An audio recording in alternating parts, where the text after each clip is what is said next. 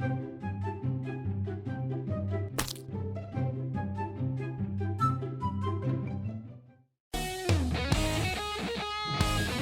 and welcome to the Neckbeard Experience, subscriber edition time.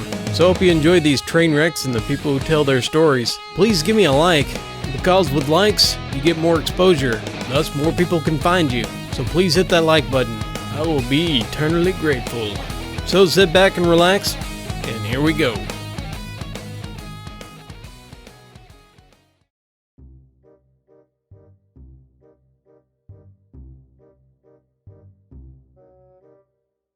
For the start of my story, let me introduce the characters. Me, I will call myself May, since at this point in my life, I looked quite a bit like the devious Overwatch character. Same hair, body type, glasses, etc. I was 17 at the time. I loved things like anime, superheroes, and cartoons. Violet, she's my best friend, and she's a year younger than me. She had that cute girl next door look. She's very flirty. She was super sweet and had similar interests as me. Coffeebeard, he's the neckbeard in question. He looked like he was about 300 pounds or so. He had a shirt that looked pretty old, and he sported the classic neckbeard. Our story takes place at the beginning of the school year when Violet School was hosting a small convention. This was held in the gymnasium to raise money for events. It wasn't really anything fantastic, just people playing and selling board games, and an all-around casual hangout. Having been homeschooled my whole life, I took any opportunity I had to get out of the house and to hang out with my friends. So Violet and I decided to go together and to have a bit of an anime drawing session. So we took to an empty table. Things were normal for a while until one of Violet's guy friends, that she flirts with a lot, interrupted to show her something on the other side of the gym. Hey Violet, I've got some over here I want to show you. She followed him off, assuring me that she'd be right back. So I continued to draw a character I was working on, until I felt a shadow looming over me. I could hear heavy breathing, and I could smell what could only be described as Cheetos soaked in Axe body spray and left out in the sun. I really wanted to avoid making eye contact because I'm an introvert and I don't like random social interactions. My clear uninterest with speaking with him must not have registered, because in a clogged sounding voice he asked me, "What you drawing?" Now, as annoyed as I wasn't going to be rude. A character I made up, I replied, not lifting my eyes from the paper in front of me. Of course, this wasn't enough to stop him from continuing the conversation. Yeah, I love anime, so when I saw you drawing, I got excited. Again, I wasn't going to be rude, especially to someone who seemed to be trying to be polite. Oh, that's cool. I'm Coffeebeard, what's your name? I lightly sighed and answered, May. So May, do you like fan fiction? I write lots of Buffy the Vampire Slayer stories. It's okay. I've never seen that show. Now, despite the fact that I've never seen the show, he continued to yammer on and on about it, as well as some extremely sexual lesbian stories he apparently wrote. At this point, the creep thermostat was up to 103 in my mind. I didn't know what to say or what to do, so I just sort of froze up, and I prayed that he would go away. Here is where the thermostat completely broke. Are you spoken for? He asked, pointing to my purity ring. I was really nervous at this point, so I kind of just blurted out, This is a purity ring. in an annoyed tone, hoping this would silence his, what I'm assuming, were his sexual fantasies about getting with a 17-year-old, when he was clearly in his mid-20s. Oh, how wrong I was. That's wonderful. I love a woman who stays pure for me. Virginity is so valuable. For him? Oh boyo. That's not how it goes down in my town. I finally raised my head to look across the room, and I mouthed the words, "Help me," to Violet, who was still being flirty. Luckily, it didn't take long for her to get the message and to come to my aid. May, we have a friend that needs help. She's having boy trouble. She said, grabbing my hand. Would you believe that Coffeebeard still tried to follow us? Oh, maybe I can help. I'm an expert with romance. Clearly the next Casanova. Violet luckily had a response to this. Well, actually, it's in the girls' bathroom, so thanks anyway. Goodbye, my lady. I ended up spending the rest of the con in the ladies' room, because every time I peered out, Coffeebeard was waiting outside the door for me.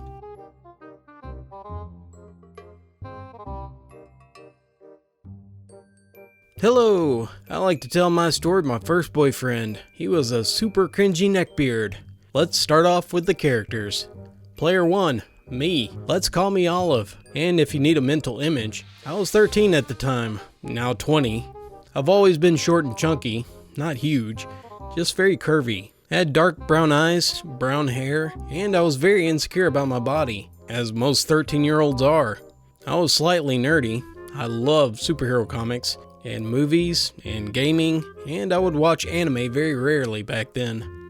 Then there's player 2, AJ, our friendly neighborhood neckbeard.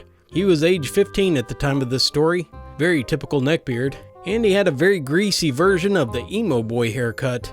He loved anime, wore fingerless gloves, and was morbidly obese, and he always smelled of sweat. This story begins at a skating rink in my hometown. I would go quite a bit on the weekends to hang out with my friends. I was decently popular among people, as I have a bubbly and friendly personality. I had seen AJ before. He would come and hit on my friends. He had never talked to me before, and I paid him very little attention, as I thought he was a little bit of a creep. One weekend at the skating rink, there was an all-night skate lock-in, and this was the first one I was allowed to go to. A lot of my friends were dating guys at the time, and were all skating with them, leaving me all by myself. I will have to admit, this had made me very lonely, because no one ever asked me out before. I was wondering what was wrong with me. As I'm having these thoughts, and watching my friends skate, I'm sitting by myself at one of the tables, and I feel the table shake as a large mass plops down beside me. I stare at him through my side glance, and he looks at me and says, "Hello, my lady. I'm AJ." spitting all over me as he talks. This was before I knew what a neckbeard was, so calling me milady just seemed a little bit weird. I nodded my head, saying nothing, as I was a little shy. He then begins to spit at me. "So, do you like anime? Do you watch it? Do you know what hentai is?" I told him. I only watch a little anime, and I don't even know what hentai is. He explains. "It's a more mature version of anime. Maybe you can come over sometimes and we can watch some." I declined, saying, Oh, my mom doesn't let me go over to boys' houses. but really this guy was creeping me out. I get up to go skating, and he shoots up too, following me around the rink. Still talking about anime. I decided it's time to get home. I reach for my phone to call my mom. AJ immediately snatches the phone from my hand and starts looking through it. He starts commenting, saying, "Wow, this camera is junk. This music is terrible. I could show you better." I try to grab it from him, but he lifts it above his head, and he tells me. "If you want it back, I need a kiss." I began shouting for him to give my phone back. I'm in no way hostile, but this guy was making me mad. I continued to yell, Give me my phone, AJ. before he finally hands me my phone while rolling his eyes, scoffing out the line, "Women can be so angry. Why don't you make me a sandwich, babe? And that should calm you down."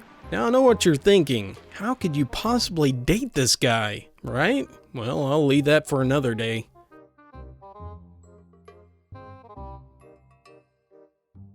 I think it's time that I told my story, because if I don't, I'm going to break down. So this happened about a year ago. I was 17 at the time. There's a lot of characters in this story. I'll just name the main characters. Me. I'm jet skis. I'm a female to male transgender, and I'm working for the first time. Yay me. Coffeebeard, my coworker. He's a nice beard. He's a bit chubby and smells really weird. He's very spiritual, and he's convinced that he's a reincarnation. Also a bit creepy. Boss. She's my manager. Very strict and mean. And she's not a lady to mess with. Savior. The sweetest woman I've ever met. She's short but sassy. I would trust my life in her hands if it came down to it. I had just ended my junior year of high school when I decided to get a summer job at a nearby coffee shop. I met some interesting people, and I did some interesting things. But the incident that haunts me to this day is when I met Coffeebeard. I was learning about managing the registers from him, and at first, he was pretty chill. He slowly guided me on how to make certain drinks, receiving money, etc. I thought he was pretty cool. My other coworkers hated him though, but I didn't really care. It wasn't bad to be around him. I even gave him a ride to work once, and nothing bad happened. One night, I had to work a 2 to 10 shift when I learned that I'd be doing it with Coffeebeard. I was pretty chill with it, and at first, Everything was going well. He went to go use the bathroom while I stayed out to clean, as it was a very unusually busy day, when in my headset I heard him say, "Jetski, can you give me a roll of toilet paper from the back?" I didn't even hesitate. I've been using the male restroom for a while, and I was pretty unfazed about going in, handing him a roll, and going out. Coffeebeard gets out, and he remarks, "Wow, you are very calm in that situation, being a girl and all." I told him a bit about my gender identity, and he seemed pretty interested, and I was happy that someone wanted to listen. Coffeebeard mused, "You don't act very masculine." and I don't recall exactly what I said, but I turned around and I strutted out to be funny. Here, I would note that my friends and I do this all the time, so for me, it was a joke. Unfortunately, Coffeebeard said in his headset, "I wish you hadn't done that, Why's that? because now I got a boner." I froze where I stood, and I swallowed hard. I felt extremely uncomfortable with that remark, but I played it off like it was a joke. We continued the rest of the night without an incident. The next night I had to work with Coffeebeard again. I was nervous, but I held a fake smile, and he started talking about his girlfriend. I put this in quotes because she didn't identify as a girl, but as something strange even for my taste. He mentioned, "I'm pansexual, and my girlfriend and I are in an open relationship." He kept looking at me the entire time. That made me feel even more uncomfortable. 2 hours until closing. Coffeebeard asked me about my religion. I don't really have any beliefs. I'm just pretty chill with whatever. I responded. He frowned and he told me about his religion. Again, I put this into quotes because this guy's religion is as real as his girlfriend's gender identity. To summarize, he said something like, "We believe we're all incarnation of elder dragons and magic. It's all made up of Native American mixed with European magic." But I was very skeptical. Then Coffeebeard explained, "I can tell that once you were a strong warrior of Roman times, I can help you get back to that old part of yourself." I turned my back and rolled my eyes when I feel his finger on my back. What the hell? I flinched and turned to face him. "Sorry, I was just drawing a Native American sign on your back. It'll help merge your souls into one." What does that even mean? I didn't ask that aloud. But for the next 2 hours, he did it 4 more times, each time with a grin on his face. And I almost threw up by the end of the night. Really wanted to quit after that. I felt like Coffeebeard would keep doing this, and I would feel powerless to stop it. One night, I get a call to come in, as one of my female coworkers got horribly sick, and I was always the first one they called. I quickly responded and headed over there to see Savior, my sick coworker, and her boyfriend. Savior seemed relieved that I came quickly, and my sick coworker said that we had to wait for Coffeebeard. I heard his name and I froze. The trio laughed, saying that he wasn't coming in, and it was just me and Savior that night. I sighed and went right into my shift. Savior saw my fear and asked if everything was all right. I lied at first, but then she said something that caused me to break down, and I told her everything that happened. She looked at me and said, Call your boss right now. Tell her what happened. I nodded and quickly dialed her number. I repeated the story to the boss, and she said, Are you in the shop with him? I told her no, and she sighed, apologizing, saying that I would get justice for what happened. 2 days later, the boss has me write up exactly what happened, and she said, Even if you did something sexual as a joke, he should not have taken it to the level he did. You're a minor, and he's an adult. A man came in later and talked to me as well. He repeated what boss said, and a few days later, Coffeebeard was fired. His girlfriend was beyond furious. Oh my god, really? We're in a healthy, happy relationship. He would never do anything like that. I was scared that she would threaten me, and for 2 weeks out, I would carefully get in my car and would carefully check who was around. My coworkers were beyond glad that I got Coffeebeard fired. One of them talked to me about it a few weeks before I quit, and told me that Coffeebeard apparently molested his younger brother when he was around 12 years old, and his brother was 6. Talk about creepy. Anyway, that's my story. Haven't seen him since, and I hope not to. I'm getting a new job soon, and hopefully it won't be as bad as that one.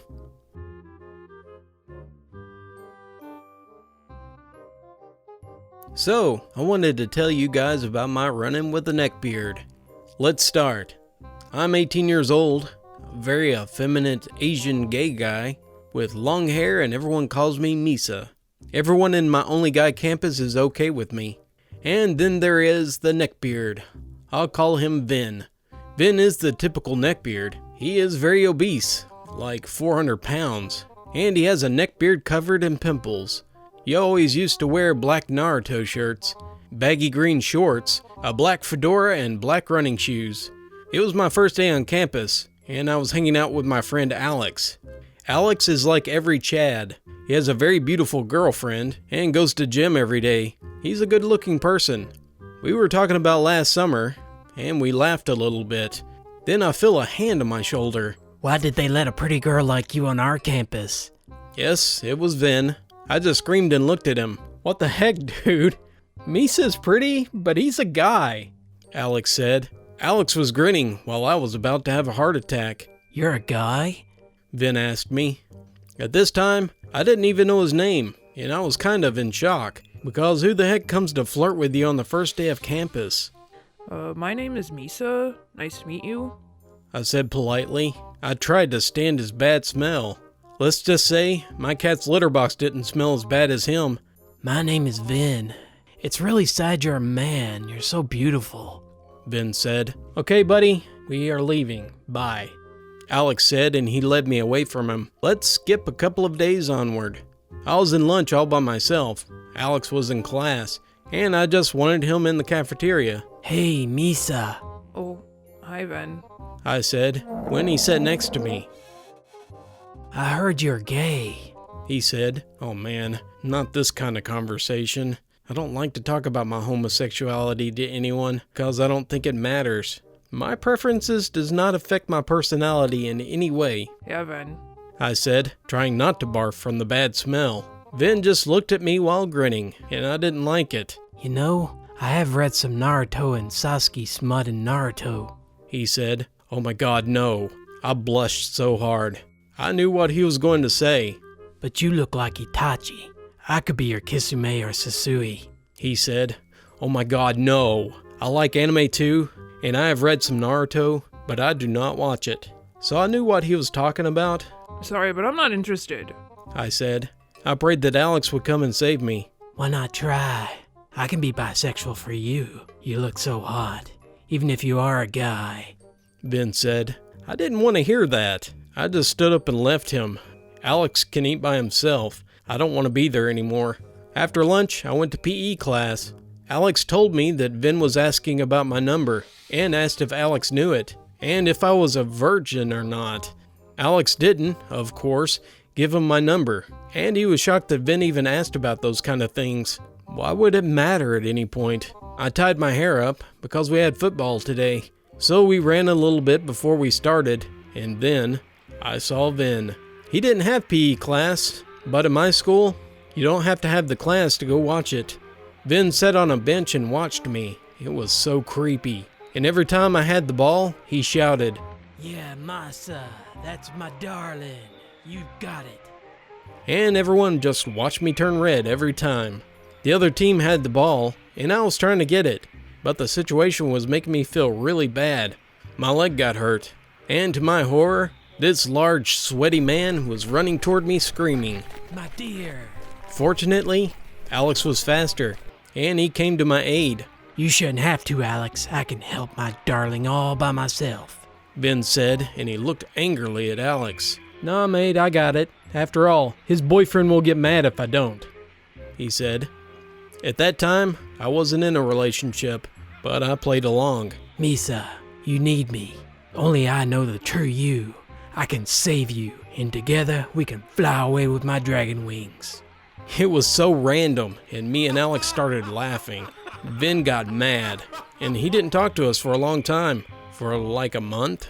And in that time, others told me that Vin had a shrine full of my pictures, and he had Googled me and found my Instagram and Facebook. He had printed pictures of me all over his room, and he photoshopped my face on a hot girl's body. Vin had said that he wished I had boobs.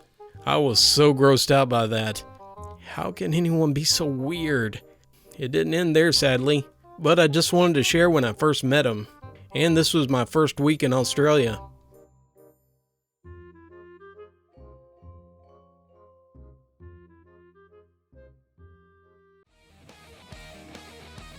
If you enjoyed these stories, please leave a like and subscribe for more. All stories from Reddit and other external sites are linked in the description below. If you have any stories you'd like to share, you can send it to my email at funwithfailure@gmail.com. And for just $1 a month at Patreon, you can get advanced audio broadcast. The link is in the description.